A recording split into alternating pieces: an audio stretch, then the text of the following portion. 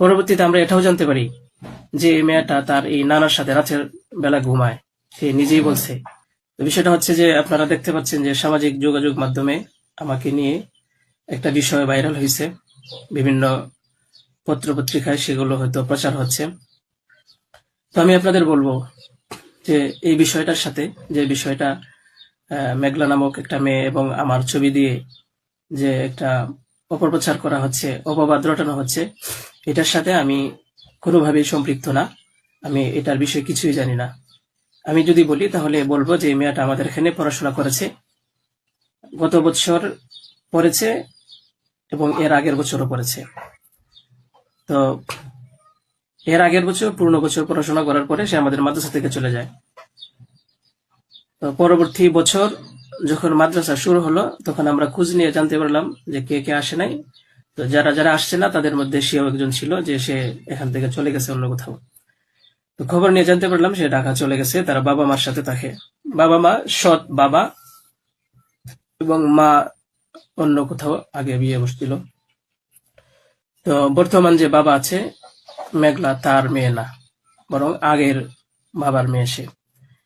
তো সে যখন ঢাকায় চলে গেল আমরা শুনলাম, তখন আমরা কিছু বলি নাই, ঠিক আছে, ঢাকায় তো পড়াশোনা বেশি হয়, তাহলে পড়ুক।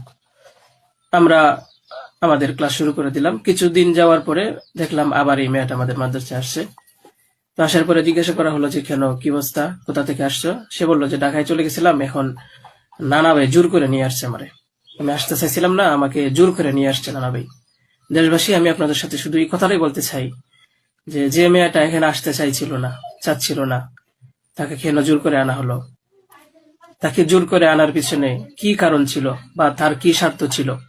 পরবর্তীতে আমরা এটাও জানতে পারি যে এই মেয়েটা তার এই নানার সাথে রাতের বেলা ঘুমায়, সে নিজেই বলছে।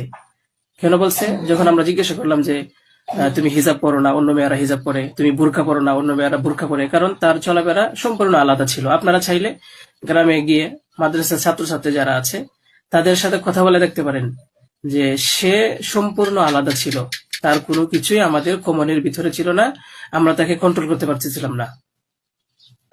তো সে এইভাবে কিছুদিন থাকার পরে আমরা ভাবলাম যে হয়তো তাকে আমরা রাখতে পারবো না, কারণ আমরা তাকে কন্ট্রোল করতে পারছি না। হয়তো মেয়েটা অন্য কোথাও গিয়ে যদি কন্ট্রোলে থাকতে পারে, পড়াশোনা করে, তাহলে এটা তার জন্য ভালো। তাই আমরা তার গার্জেনের কাছে বললাম, তার মাকে আমরা বুঝাইয়া বললাম। আমাদের উদ্দেশ্য এটাই ছিল যে তার মা যেন তাকে বুঝিয়ে বলে যায় যে হুজুরের কথা মেনে চলবা, মাদ্রাসার নিয়ম কানুন মেনে চলবা।